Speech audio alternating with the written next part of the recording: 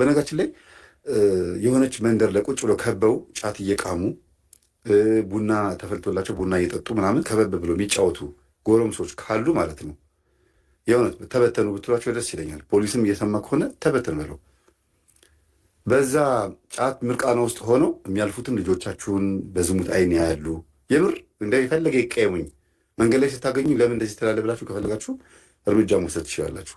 ብዙ ጊዜ በተደጋጋሚ የሚያጋጥመኝ የሆነች መንደር ላይ ሰብሰብ ብለው ጫት እየቃሙ ወጪ ወራጁን የሚመለከቱ ሰዎች በኖርማል በሰው አይን አያዩም። ሰዎቹን በምርቃና አይን ስለሚያዩ ዝሙት መንፈስ ያጠቃቸዋል።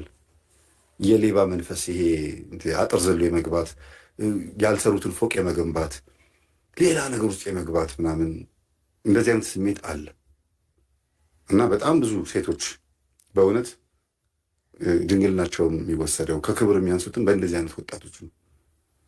በእንደዚህ አይነት ወጣቶች ነው። ድድ ማስጫ የሚባለው አካባቢ ላይ መርቅ ነው ቁጭ የሚሉ ደግሞ አዲስ የመጣላሉ ትንሽዬ ፓራስታሞል ኪኒን የሚያክል ጫት እና እንትን ኪኒን ያለበት ብቻ የጫት ኒኮቲን አለበት እንዲች አርጎችን ከፈት አድርገው ዚች ውስጥ የሚከቷት እዚች ውስጥ ይከቷት ነው ቁጭ ትላለች እያሉ እየመጠጡ ሀሺሽ ነው ያደነዝዛል። በቃ በዛ ነው የሚውሉ ደግሞ አሉ ጫት ሲቅሙ እንዳይታዩ ማለት ነው። አዲስ የመጣ ነው ደግሞ ይሄ እና በቃ ፍጥጥጥ ይልባቸዋል። ስታወት ሰላም ይላሉ። አረቄ ሱስ ያለበት እጁ ይንቀጠቀጣል ምናምን በቃ ለየት ያሉ ናቸው። እና በዚህ ሙድ ውስጥ ያሉ ሰዎች አስገድዶ ቢደፍሩ በእርግጥ አይጠየቁም አንልም፣ ግን ምርቃና ነው። ችግር ቢፈጥሩ የታዘዙትን ነገር ለመፈጸም ይህን ሰው እንዲያርጉልኝ እንዲህ ቢባሉ ችግር ውስጥ ሊገቡ ይችላሉ። እና አስመሳይ መንፈስ ነው የሚለው ነገር አሁን የጻፈችው ማን እንደሆነች አላውቃትም፣ ጽፋ ነበረ።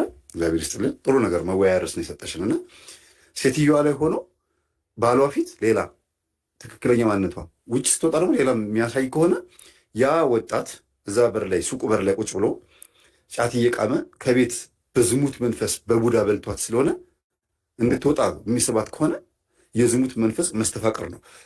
ሄዶ ማሰርቶባታል። ያሰራባት ግን መጀመሪያ በቡዳ መንፈስ በልቷት ነው። በምን ቡዳ? በዝሙት ቡዳ። ስለዚህ ቡዳ የዝሙት መንፈስም ሊሆን ይችላል። የዝሙት መንፈስ ደግሞ ቡዳም ነው። ዋው ሲያምር እንዴ! ሲስቱ ያምራል እንዴ! ምንድነው አንድ ቀን ሻይ ቡና እንልም እንዴ ምናምን ይላል። ምኗን አይቶ ነው? በአጠገቡ ዘንበጥ ስትልበት ነው። እንግዲህ ሴቶቹም ሲለከፉ ደስ ይላቸዋል መሰለኝ። አካልን የሚያሳይ ታይት አድርገው ወይ በቅጥነታቸው ወይ በውፍረታቸውም አያፍሩም። በጣም የሚያሳፍር አለባበስ ለብሰው በእነዛ ሰዎች ፊት ያልፋሉ። ቢዝነስ የሚሰሩ ሴቶችስ እሺ አንደኛችን ስራችን ነው ብለው ገብተውበታል። የቤት ልጆች የሚባሉ የቤት ሰዎች የሚባሉ ይረሱታል መሰለኝ። ብዙ ጊዜ በመልበስ ስለለመዱት ኖርማል ነው። ክብራቸው በነውራቸው ነው ያሉ ቅዱስ ጳውሎስ። ስለዚህ ነው ሮሜ 1 ላይ ማለት ይረሱታል እነዛ መልበሳቸውን ከቆይታ በኋላ ማለት ነው። አንዳንድ ጊዜ በጣም ምን እንደለበሳችሁ ረስታችሁት የተቀደደ ጅንስ ምናምን ለብሶት ለብሶ አንድ ልጅ አይቼ ሚኪያስ መንግስቴ በጣም አመሰግናለሁ፣ እግዚአብሔር ያክብርልኝ፣ ተባረክ። እና ጅንሱ የተቀደደ ልብስ ነው፣ ለፋሽን ነው የተቀደደው በነገራችን ላይ። እና እንደዚህ አይነት ጅንስ ብዙ ጅንስ ስላለው ለምዶታል። ከሆነ ጊዜ በኋላ ግን ምንም አይመስልህም አልኩት። አንድ ልጅ ምንም አይመስልህም ማለት እንደዚህ የተቀደደ ልብስ ለብስ ኖርማል ነው ለእኔ ከሆነ ሁሌ ነው የምለብሰው አለኝ። እኮ ምን የተቀደደ ስትለብስ ምን ማለት ነው? ትርጉሙን አስበው ታውቃለህ አልኩት። ምንም አስቤበት አላውቅም። ምክንያቱም ሁሉም አብዛኛው የሚለብሰው እሱን ስለሆነ አለኝ። አባቶች ወይም እናቶች በቦርሳቸው መርፌና ክር ይዞ ይዞራሉ። ምናልባት የሚጠቅም ከሆነ ደግሞ ለአንዳንድ ነገር ምላጭ መቁረጫ ምናምን ብለው ይዞ ይዞራሉ። እናንተ ደግሞ መቅደጃ መተልተያ ነው ይዛችሁ የምትዞሩት። የተቀደደውን መስፊያ ነው የሚይዙት እናቶች። እናንተ ደግሞ የተሰፋውን መቅደጃ መተርተሪያ ነው። ተቃራኒ ትውልድን የመጣው ግን ይታወቃል አልኩት። እስኪ ዝም ብለህ አስበው እስኪ ሁሉንም ሳይሆንና የተቀደደ ጅንስ ሁሉ ጊዜ ማድረግህን እንደ ኖርማል መቁጠርህን ሲያስበው አልኩት። እና አንዳንዴ ጸባይም አመልም ሰፈር ውስጥ ያለን ስብና አብሮን ረጅም ጊዜ ሲቆይ ተውት በቃ ባህሪው ነው ጸባዩ ነው ተብሎ ሲለጠፍብን እኛም አምነን እንቀበለዋለን። የማይገባንን ስም ተሸክመን የተረባ ስም ወጥቶላቸው የተረባ ስማቸውን የተተረቡበትን ወይም ደግሞ በቀልድ የወጣላቸውን ሰዎች ያወጡላቸውን ስማቸውን እንደ መጠሪያ አድርገውት የሚኖሩ ሰዎች አሉ። ለምን ወደዚህ ብላ የምትጠራዎች ሴትዮ ወይም ለምን ወደዚህ የሚባለው ሲባል እንደዚህ ስለሆነች ነው ተብሎ ይነገራል። በጣም ይገርማል። በእውነት በጣም ብዙ ሰዎች የተሸወዱት በዚህ ነው። ብዙ ሰዎች አስመሳይ መንፈስ ብዙ ሰዎችን ሸውዷል በሁለት ነገር። አንደኛ በማስመሰል ያለቅሳሉ። ክንፈ ሚካኤል በጣም አመሰግናለሁ። እግዚአብሔር ያክብርልን። ተባረክ። እግዚአብሔር ይስጥልን። በማስመሰል ያለቅሳሉ። በቃ ጥፋቱ እነሱ ላይ እንዳይጣበቅባቸው እንዲህ እንዴት ነው በቃ በእጥፍ ይላሉ። ከዛ በቃ እንዲያውም ትጠራጠራላችሁ። እኔ ነኝ ማለት ነው ያስቀየምኳት ወይም ሲያስቀየምኩት እኔ ነኝ የወደድኩት፣ አይ በቃ ይሄ ነገር ብትወው ይሻለኛል ብላችሁ እናንተ ጥፋቱ የእናንተ እስኪመስላችሁ ድረስ እነዚያ ሰዎች የሚገርም ማስክ ይለብሳሉ ማለት ነው። ሌላ ማንነት ውስጥ ይገባሉ። በእንባ ማንነታቸውን ግልብጥ ያደርጉትና ጥፋቱ የእናንተን እስኪመስላችሁ ድረስ ቀይር ያደርጉታል። ትረሱታላችሁ። ሁሉ የተፈጠረው ነገር ረስታችሁ ቶሎ ግን አይቆይም። ይሄ እርቅ ወደ እርቅ ይመጣና መልሶ ያገረሻል። ለምን? እግዚአብሔር የሌለበት እርቅ፣ እውነት የሌለበት እርቅ፣ ማስመሰል ያለበት ማስክ የተለበሰበት እርቅ ስለሆነ ማስኩ ሲወልቅ እንደገና መልሶ ያው ይመጣል፣ ተመልሶ ይመጣል። ልክ እንደ ቁማርተኛና እንደ ሱሰኛ የሚያገረሽ የሆነ ባህሪ ነው የማስመሰል ማንነት። ሁለተኛው አስመሳይ ሰዎች የሚጠቀሙበት መንገድና ሰዎች አምነው እንዲቀበሏቸው የሚያደርገው መንገድ ምንድን ነው? በማስረጃ የሚያቀርቡት ነገር ነው። ለምን? ከመጀመሪያውም ጀምሮ አስመሳይ ስለሆኑ እንደዚህ ከተባልኩኝ ድንገት እንደዚህ ያቀርባለሁ ብሎ የሚያዘጋጁት ነገር አለ። ሲመጡ መጀመሪያ ወደ ህይወታችሁ ሲመጡ ራሱ ለማስመሰል በታርጌት ስለሚመጡ ከመጀመሪያውም ጀምሮ ማስረጃ ይዘው ነው የሚሄዱት። የሚይዙት ማስረጃ ደግሞ ነገ ሊፈርስ ስለሚችል ይሄ ጉዳይ የሚሄደው ላይፍ ትዳርም ይሆን ጓደኝነትም፣ ስራም ቢዝነስም ሊሆን ይችላል።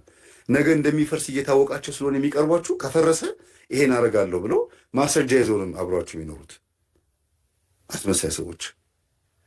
የእናንተ የሆነ ነገር ሲያጠኑ፣ ስታወሩ፣ ስትናገሩ ባህሪያችሁን፣ ጸባያችሁን፣ ዶክሜንቶቻችሁ በሙሉ ሰብስበው ይዛሉ። ከዛ ደግሞ ቤታችሁም ይመጣሉ፣ ይጋበዛሉ። እናንተም ትጠሯችኋላችሁ፣ አብራችሁ ትንቀሳቀሳላችሁ። ከዛ በዛ ሁሉ ነገር ውስጥ ምን ያደርጋሉ? ሳክ ነው የሚያደርጉት።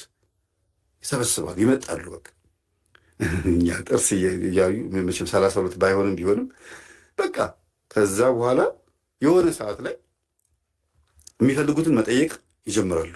እንደ ባለ ሙሉ መብት አሁን ብሉ ማስረጃ ይዣለሁ፣ ይሄን አድርግልኝ ይለዋለሁ። ካላደረገልኝ ይሄን ነገር እንደ ማስያዣም ያደርጉታል፣ እንደ ማሰደቢያም ያደርጉታል። እንደው ይሄን ካላመጣ ይሄን አጋልጥብሃለሁ ባይሉንም እነዛ ሰዎች ግን አላቀህምና ነው እንዴ አንተ ይኸው እስኪ ይሄን ፎቶ ይኸው እያሉ ቴሌግራም ላይ ለማሸማቀቅ ይሞክራሉ። አስመሳይ ሰው እንደዚህ ነው። ነፍስ ይማር። በእርግጥ እንደዚህ አይነት ሰዎችን ነው ወይስ ሌላ ሰው የሞተ ሰው አለ? ያላየሁት ነገር ካለ ይሄንኑ ገጠመኝ ከሆነ ግን ጥሩ ቃላት ነው። ነፍስ ይማር ያላችሁት ጉዳይ እሺ። ስቆ ገዳያ በጥርሱ የሚገል ፈልቀቅ ያደርገዋል። ያንን በቆሎ ጥርሱ ወይም ያን በቆሎ ጥርሷ ፈልቀቅ ታደርገውና አብራ ትኖራለች። ቡና ስትጠጡ አብራ ትጠጣለች። ቤተሰብ መስላ ወይም ቤተሰብ መስሎ አብሮ ይኖሩና እንደዚህ አይነት ሰዎች ታርጌትሊ አድርገው የሚመጡት ምን አድርገው ነው ዓላማዬ ብለው የሚመጡት ሳይጋቡ ተፋተው ነው የሚመጡት።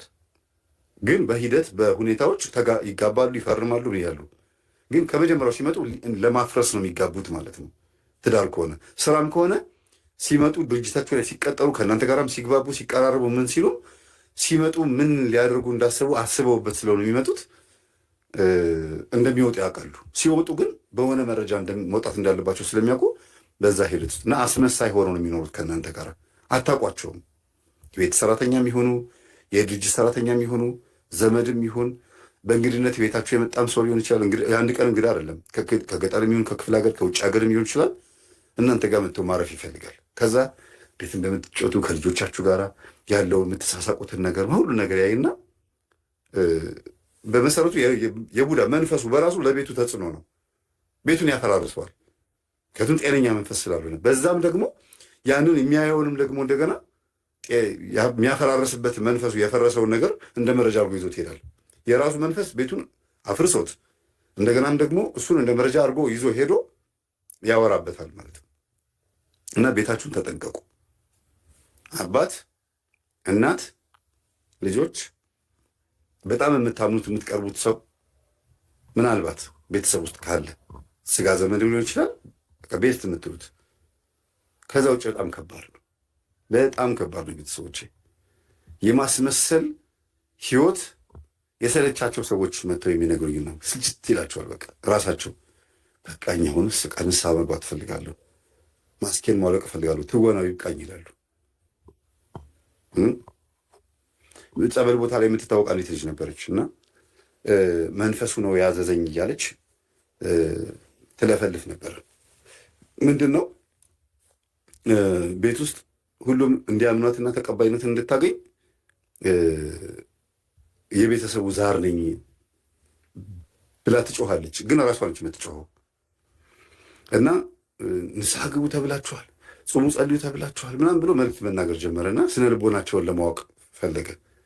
ከዛ እሺ ብለው በቃ መንፈሱን እየሰሙት ንስሐ መግባት፣ መንፈሱን እየሰሙት መታረቅ፣ መንፈሱን እየሰሙት የተቀበረ ነገር አለ፣ እሱን ካላወጣችሁ እኔ አልወጣም ከዚህ ቤት እመቤቴ ተናገር ብላኝ ነው። እኔ እኮ ወድጄ አይደለም እየተገረፍኩ ስለሆነ ነው፣ አታስገርፉኝ ይላል። ደግሞ እንድትታመን ያው ተቀላቅሏል ሁለቱ መንፈሱና ልጅቷ። እና በቃ እመቤታችን ሽባን ብለው የሆነ ሰዓት ላይ ብዙ ጊዜ ይጠራለሁ እንደዚህ አይነት ቦታ ላይ በተለያዩ ቤቶች ላይ እና ኧረ መምህር ስታስተምር ሰማን ዩቲዩብ ላይ እንደዚህ እያለ የሚለፈልፍን መንፈስ አትስሙ፣ ንስሐ ግቡ ቢላችሁም አትስሙት። ሰው ነው እንጂ ንስሐ ግቡ ብሎ ማዘዝ ያለበት፣ መንፈስ ንስሐ ግቡ ብሎ ማዘዝ የለበትም። ምን አረክ ሲባል ምንድን ነው እዚህ ቤት ውስጥ ያረከው ምንድን ነው ሲባል ያጠፋውን ጥፋት ብቻ ነው መናገር ያለበት። ማን ያዘህ ሲባል ቅዱስ ሚካኤል ያዘኝ በልታሰር ከዛ በኋላ ውጣ ተብሎ ሲኦል ግባ ተብሎ መሸኘት ነው እንጂ ያለበት ሌላ ምን ማድረግ እንዳለባቸው መንፈስ ማመልከት የለበትም ብለህ ስትናገር ሰማን አሉኝ። አዎ አረኛ ቤት እኮ እንደዚህ አይነት ነገር አለ አሉኝ። አለ አዎ በቃ ችግር የለውም እስቲ እመጣለሁ አልኩኝና የተለመደች ፈተና አለችኝ በየቤቱ የምፈትንበት ፈተናና አብሬ ሄድኩኝና ከአንድ የሆነ ሰው ጋር ምን ታደርጋለች አሉ። ታይና ፊት ለፊት እንደዚህ ታይና ዝም ብላ ታይና እመቤቴ እንደዚህ አድርግ ብላለች ትላለች። ወይም ደግሞ አቡነ አረጋዊ እንደዚህ ገብረ መንፈስ ቅዱስ እንደዚህ አድርግ ብለውሃል ትላለች።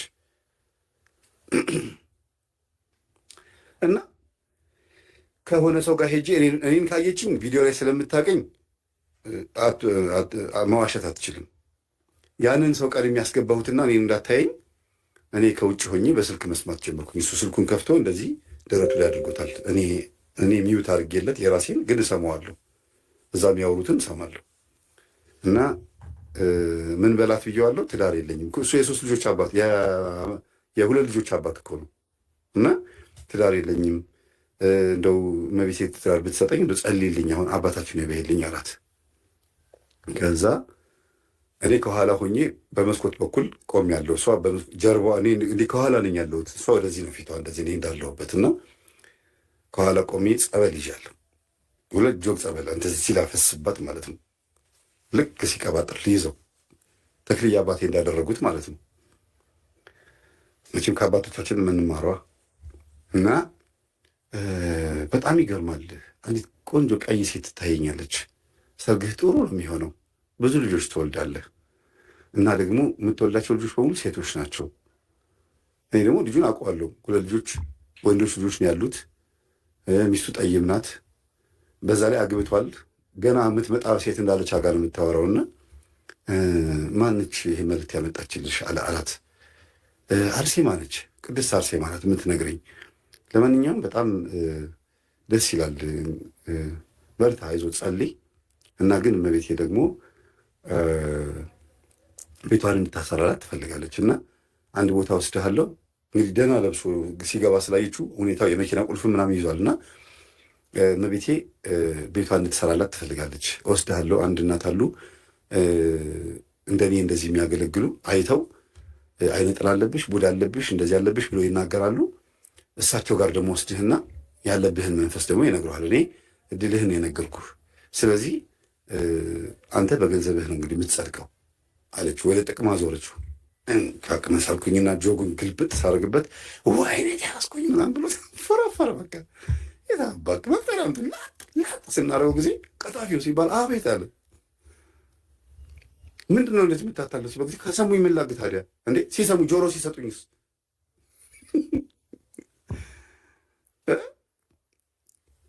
ብሎ ተነሳ። ቀጣፊው አቤት። በነገራችን ላይ እንደዚህ የሚዋሽ ሰው ቀጣፊ ሆኖች ምትሉ ጸበል ቦታም ስትሄዱ ጫማ ወልቁ ተፈቀለማ እንትን አትበሉ፣ ቡና ጠጡ ምናምን ቢለው ሰው ቀጣፊ በሉት።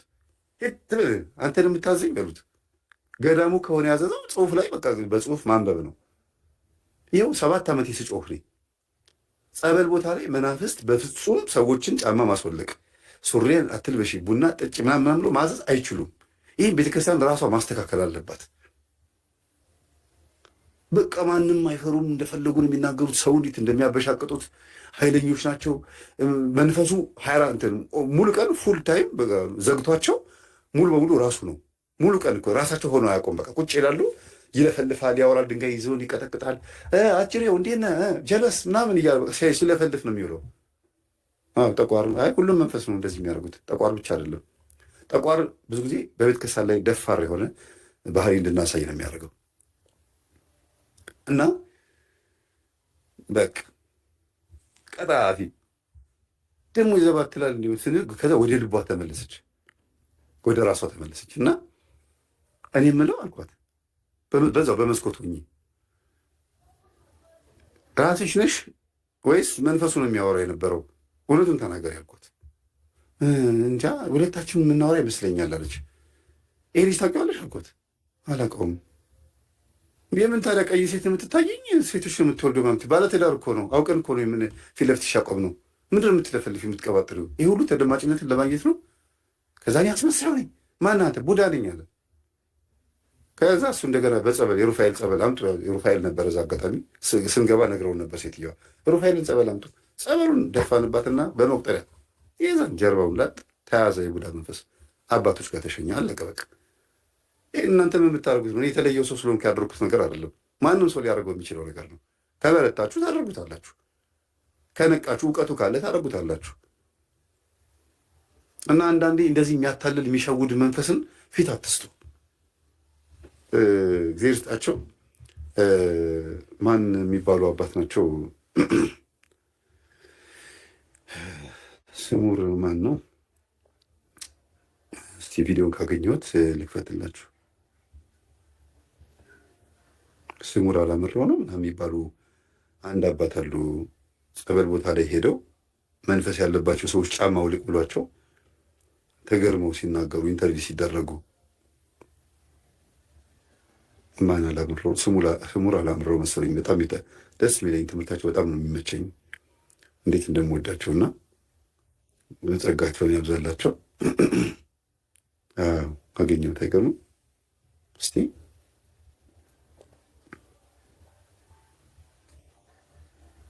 ወደ ሃይማኖታችን ሲመጣ ሰው መሰረታዊውን የእግዚአብሔር ሳያውቅ ታምራቱን ብቻ ነው የሚያየው። በሃይማኖት ደግሞ በሁለት ነገሮች ጸንቷል ወይም ተሰብኳል፣ ትምህርትና ታምራት። በስጋ የታመሙትን ታምራቱን ፈውሷቸዋል፣ በነፍስ የታመሙትን ደግሞ ትምህርት ፈውሷቸዋል። ሁለት ቁስሎች አሉ። የስጋን ቁስል በታምራት ፈውሷል ክርስቶስ። ሐዋርያትም ይመጣል እስከ ዓለም ፍጻሜ ድረስ ቤተክርስቲያኒቱ በስጋ የታመሙትን ከክርስቶስ ከሐዋርያት በወረሰችው ነገር የስጋ ደዌን በታምራቷ ትፈውሳለች። በስጋውና በደሙ በመስቀሉ በጠበሉ በእምነቱ በወዘተርፈ እንዲህ አይነት ፈውስን ታደርጋለች ቤተክርስቲያን። ይህም ነገሩ መልካም ነው፣ ምንም ችግር የለው፣ ጤነኛም ነው። ነገር ግን ልዩነታችን ምንድን ነው?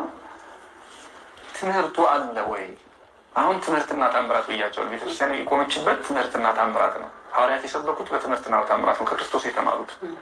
አሁን ግን የትኛው ነው ያለ ነው? እሱን ነው ቅድም የወቀስ ነው። የጀማሪ ሰዎች ክርስትናን ያወቁ ሰዎች ጠባይ ነው የታምራትን መፈለግ ያለው እሱን ነው። እንደውም በማቴዎስ ወንጌል ምዕራፍ 2 ላይ ክርስቶስ አምላካችን አመፀኛ ትውልድ ብሎታል። ታምራት የሚፈልገውን ትውልድ ማለት ነው። አመፀኛ ለምን አለው? ትምህርት አይሰማም፣ ነገር ግን እስኪ የሆነ ነገር አድርግና አሳየን የሚል ማለት ነው። እስኪ የሆነ ነገር አሳየን እና እንመንብህ። አይሁድ እኮ ክርስቶስን የሚሰቅለውት አውቀው ነው። በእርግጥ እነሱ ማሾፋቸው ነው። ከመስቀል ውረድና እስኪ ከመስቀል ስትወርድ አምላክ እንደሆንክ እንመንባሉ። ሊወርድ እኮ አስማት ነው ሊሉ ነው፣ ወይም ደግሞ በቃ የሆነ መንፈስ ነው ሊሉ ነው እንጂ ሊያምኑበት አይደለም። እና የጠንካራ ልብ የደነደነ ልብ በትምህርት ያልተገራን እንዲሁ ዝም ብሎ ታምራቱ ብቻ ሊገሩ አይችልም። ግን አንዳንዴ ሊሆን ይችላል። ጌታችን ክርስቶስም ትምህርቱ አልገባቸው ስል ወይም ደግሞ በትምህርቱ ያልማረካቸው በታምራቱ የተማረኩ አሉ። ይሄማ በእውነትም አምላክ ነው ብለው የመጡ አሉ። እነዚህም ሰዎች ልበ ቀላሎችን ለማምጣት ትምህርት ታምራት ጠቅሟል። በሐዋርያትም ዘመን እንደዛ። ስለዚህ አባቶቻችን ሐዋርያት፣ ጌታችን ክርስቶስ፣ ነቢያቱም ሊቃውንቱም የተጠቀሙበት ነው እና ትምህርትና ታምራት ለቤተክርስቲያን ሀብቷ ነው። ግን ጥያቄው የሚነሳው ምንድን ነው? ትምህርቱ ላይ የለም። የእመቤታችንን ተአምር መስማት የሚፈልግ ግን እመቤታችንን የማያውቅ የድንግል ማርያምን ተአምር በየጠበሉ ሊመሰክር የሚወድ ወይም ደግሞ የሚመሰክር ግን ድንግል ማርያም ማናት? እስኪ እንደው ስለ ወላዲተ አምላክነቷ አንድ ጥቅስ ተናገር ቢባል ትንፋሽ የሚያጥረው ሰው ተአምር ብቻ ምን ይሰራለታል? እውነት ነው ፍቅሯ እንዲሁ ሊያኖረው ይችላል። ግን በጣም ከባድ ነው። ተአምራት ላይ ብቻ የቆመ ትምህርት ልክ እዚህ ማቴዎስ ምዕራፍ 7 ቁጥር 24 ላይ ያለው ቃል አሸዋ ላይ የተሰራ ቤት ነው፣ መሰረት የለውም። ምክንያቱም ሌላ ተአምር ይሄዳል። ተአምራቱ የተደረገበትን ነገር ካላወቀ ማቴዎስ 7:24 ላይ አሸዋ ላይ የተሰራው ቤት ይታወቃል አይደለ? ነፋስ፣ ጎርፍ፣ ዝናብ መጣ ገፍቶ ጣለም፣ አወዳደቁ የከፋ ሆኗል። አወዳደቃቸው በጣም የከፋ ነው የሚሆነው እንደዚህ አይነት ተአምራት ያመጣቸው ሰዎች ትምህርቱን ቃላት ተረዱት ማለት ነው። በጣም ትክክል። አሁን ተአምራትን ቀላል እያደረግነው እያሳነስነው አይደለም። ትልቅ የቤተክርስቲያን ጸጋ ነው። ግን ደግሞ ትምህርቱን ትተው ተአምራቱ ላይ የተንጠለጠሉ ሰዎች የሆነ ሌላ ተአምር ሲያዩ መሄዳቸው ስለማይቀር አጋንንታዊ ተአምሮችን እግዚአብሔር የሌለበትን ተአምር ሲያዩ ደግሞ መሄዳቸው ስለማይቀር አሸዋ ላይ የተሰሩ ቤቶች ናቸው፣ ይፈርሳሉ። መፍረስ ብቻ አይደለም፣ አፈራረሳቸው፣ አወዳደቃቸው በጣም የከፋ ነው የሚሆኑ። ስለዚህ የከፋ አወዳደቅ እንዳንወድቅ ከተአምራት ጋር ትምህርቱን ማወቅ ተገቢ ነው። በጣም ትህትና ያላቸው አባት መቼም አሪፍ አባት ናቸው ስንል ደግሞ አንዳንዴ ትንሽ ያወረፍ ማድረግ ባህሪ ያለ ችግር የለው የሚገስጹ ግን የሚናገሩት ንግግር በጣም ትክክል ነው። ለዚህ ነው ወንጌል ያስፈልጋል። መጽሐፍ ቅዱሳዊ በሆነ መንገድ ሂዱ። ቤት ውስጥ ተደማጭነትን ለማግኘት መንፈስ እንደዚህ አድርጉ እያለ ሲያዝ አትስሙት።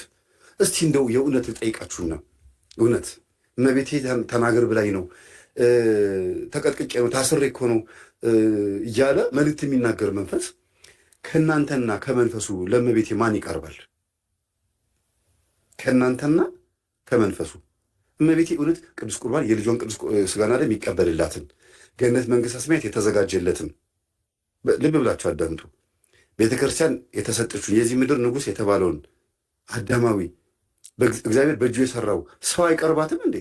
አጋንንትን እየቀጠቀጠችው ንገረው ለሱ ታረቁ በላቸው እያለች ለሴጣን ከምትነግረው እመቤቴ ለእኔ ቅርብ አይደለችም? የፈልግ ኃጢአተኛ ብሆን እንዴት ከእኔ ይልቅ ሴጣን ይቀርባታል? እመቤቴ ተናገር በላይ ነው እያለ የሚለፈልፈው እንዲህ ብሎ ቋንቋ የለም። በቃ ምን አረካት ሲባል ይኸው እንዲህ አድርጊያታለሁ፣ በሕይወት ዘመኗ እንደዚህ ተጫውቼባታለሁ፣ ይሄን አጥፍቻለሁ ይላል። በስላሴ ስም፣ በድንግል ማርያም ስም፣ በኢየሱስ ክርስቶስ ስም፣ በቅዱስ ሚካኤል ስም ታሰር ይባላል። ይታሰራል። ቀኑ ከሆነ ይወጣል። ቀኑ ካልሆነ ደግሞ እየተጠመቀች በ7 ቀን በሱባኤ ይወጣል።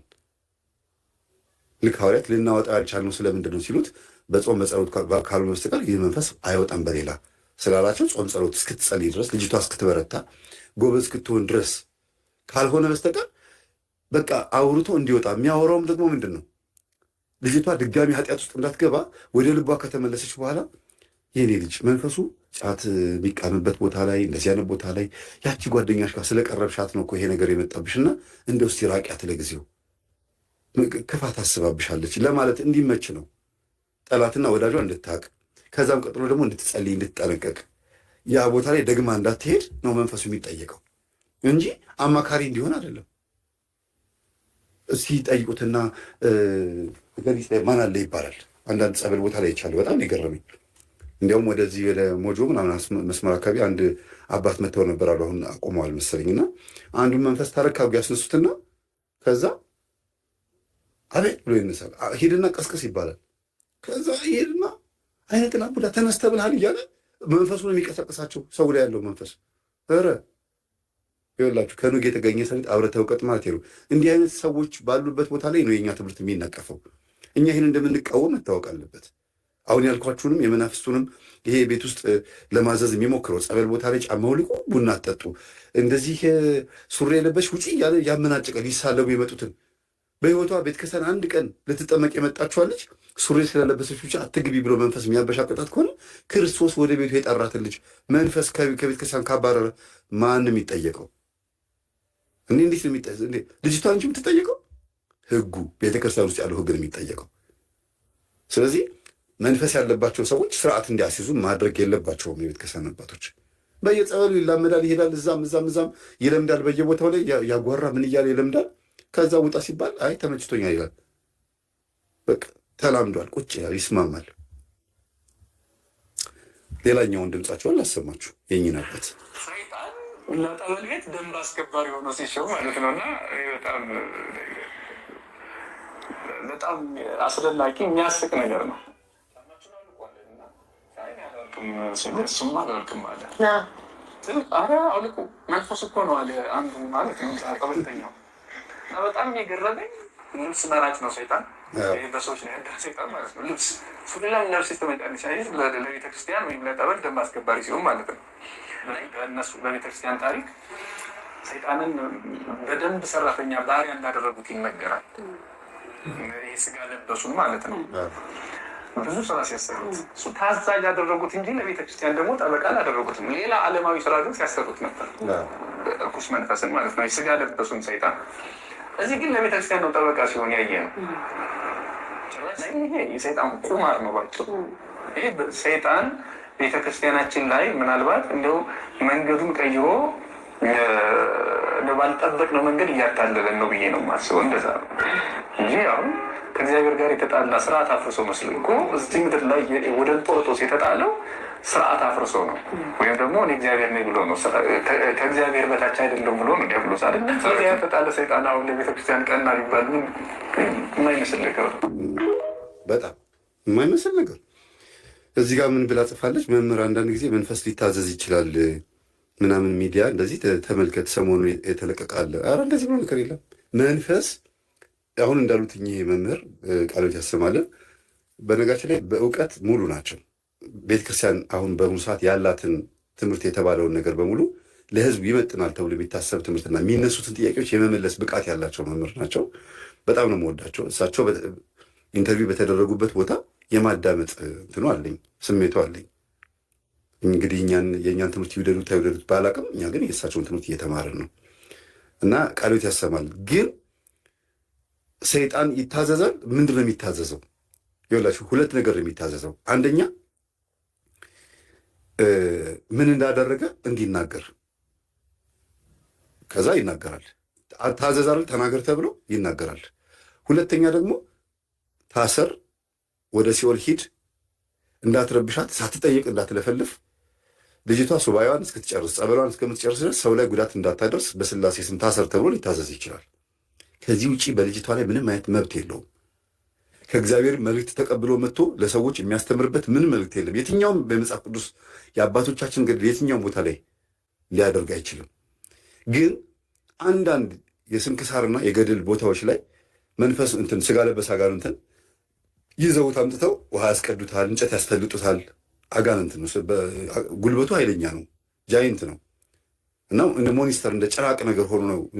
ያንንም የሚያሳዩት ለመንደሬ ሰው ቅዱሳን አባቶች እንደዚህ መያዝ እንደሚችሉ እግዚአብሔር ለሕዝቡ ሲያሳይ፣ ይሄ ሁሉ ዓመት ግብር ሲያስገብራቸው የነበረው መንፈስ እንደዚህ ተይዞ ባሪያ መሆን እንደሚችል ማለት ባሪያ ማድረግ አንፈልግም እንጂ ብንፈልግ እንደዚህ ማሰራት እንችላለን ለማለት ነው እንደዛ የሚያደርጉት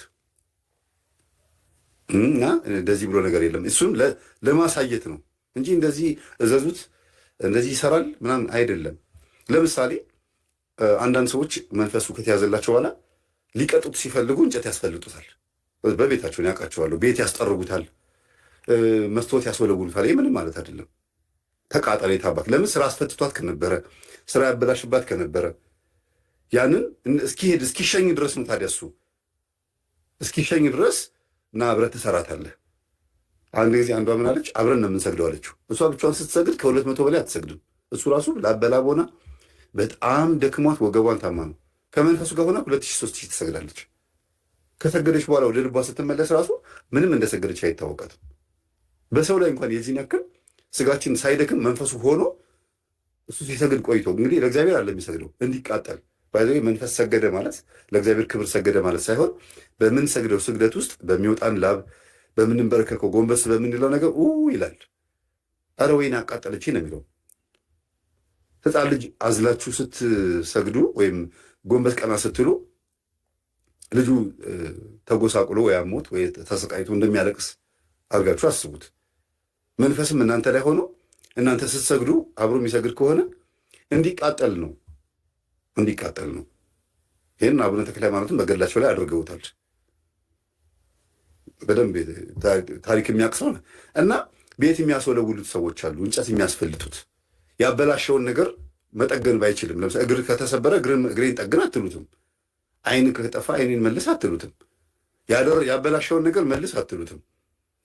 እግዚአብሔር ነው የሚመልሰው ይሄንን ነገር። እሱ ይሄን የመቀጠል አቅምም ስልጣንም ምንም አይነት እንትንም የለውም። ግን እናንተ ላይ ሆኖ ሲያሰድባችሁ ሲያለግም የነበረውን ነገር በሙሉ አንዷ ምን አደረገች? ባሏን እሷ ምላስ ላይ ሆነ አንደበቷ ላይ ሆኖ እየተሳደበ ምን እያለ ምራቅ እየተታፋ ያስቸግራት የነበረው መንፈስ እኔው ላይ ሆኖ ባሌን እንዴት እንደምወደው እንዴት እንደማከብረው እንዲያይ ይቀመጣለቻቸው። እኚህን አባት ልጄ ብቃቱ አለሽ አሏት። አው እንዲያይ ይፈልጋሉ። አየ አላየ ምን ያደርግልሻል ልጄ ሸኘው አሏት። አይ አባቴ እሱ እኮ መንፈሱ አየኝ አላየኝ ጥቅም የለውም። ግን መንፈሱን የላከችው ሴትዮ በመንፈሱ ዓይን ታያለች። በቤት ውስጥ ሆና እኔ ለባሌ ጥሩ ስሜት እንዳይኖረኝ ታደርግ የነበረችው ሴትዮ የላከችብኝ መንፈስ ሄዶ ይነግራታል። ባሏን እየተንከባከበችው ነው፣ እየወደደችው ነው፣ እንዲህ እያደረጉ ነው እያለ ወሬ ስለሚያቀብላት እንዲነግራት ስለፈለግኩኝ ነው አለችው። በእግዚአብሔር ኃይል ተይዞ ሄዶ ይናገራል ማለት ነው። አያችሁ፣ አሁን ይሄ እንትን አይደለም። ማርያም አናግራኝ ነው መድኃኒዓለም እንዲያርግ ብሎኝ ነው ምናምን ብሎ አይደለም። ሰው ራሱ አዞት ያንን መንፈስ አዞት ግንባር ላይ ታሰር ከተባለ በኋላ የኔ ውድ ብላ ባሏን እቅፍ ስታደርገው እግሩን ስታጥበው ጎንበስ ብላ ትዕቢተኛ የነበረች ሚስት አስቡት እንግዲህ ወጥ ሰርታ ስታቀርብለት ባለሙያ ስትሆን አብረው ሽርሽር ሲወጡ ሩካቤ ላይ ያስቸግር የነበረ መንፈስ ከሆነ ከታሰረ በኋላ ከባሏ ጋር ደስ ብሏት ስታድር ይሄንን ሲያይ መንፈሱ እርር ቅጠል ይላል። ከስግደት እኩል ነው የሚቃጠለው። ለምን? ፍቅራቸው ራሱ ያቃጥለዋል። የተሀባክ ይላል። ግን መንፈሱ ብቻውን አለ የላከው ሰውዬም ጭምር ይሄን ሲመለከት እንዲያውም አንዳንዶቹ ያሉ በሚያጣሏቸው ሰዎች ፊት እንደዚህ እንደ ባልና እንደሚስት ብሎ እንደዚህ ያሉ እየሄዱ ወደ እሷ አትመልከት፣ ዝም ብለህ ወደ መንገድ ይሄድ አውቄን በእሷ በጠገብ ማልፎ ይላሉ አይደለም። ዓለማውያን ሰዎች እንኳን ለምን ያንን ጠላታቸውን ለማናደድ ፍቅር ሆነናል ለማለት ነው እኮ። መንፈስንም በዛ ልክ ነው የሚናገሩት። እና እንዲህ አይነቱ ነገር እናንተ አዛችሁት እንዲቀጣ የምታደርጉት ነገር አይደለም እየተናገርኩ ያለሁት ሌላ ነገር ሌላ። በፍጹም እናንተ ቤት ውስጥ ኦነር ሆኖ አለቃ ሆኖ ማዘዝ አይችልም። እናንተ ናችሁ የምታዙት ማለት ነው። መሽቆጥቆጥ የለባችሁም። ወየውላችሁ በበሽታ ጨርሳችኋል እዚህ ቤት ውስጥ ብላለች ሲሉ ጊዜ በቃ ይፈራሉ። የሚሰግዱትም ሴጣኑን ፈርተው ነው። የሚጸልዩትም ቤት ውስጥም ጸበል የሚረጨውም የሚቆርቡትም የሚናገረው መንፈስ ፈርተው ነው። አረ እንደዚህ ብሎ ነገር የለም ቤተሰቦቼ። እንዲህ ያደረገው መንፈስ ነገ ደግሞ ቤቱን ትርምስምሱን ነው የሚያወጣው። ያበለሻሸዋል፣ ያላግጥባችኋል። ይሄ ችግር የገጠማችሁ ሰዎች ኮሜንት ላይ ጻፉ።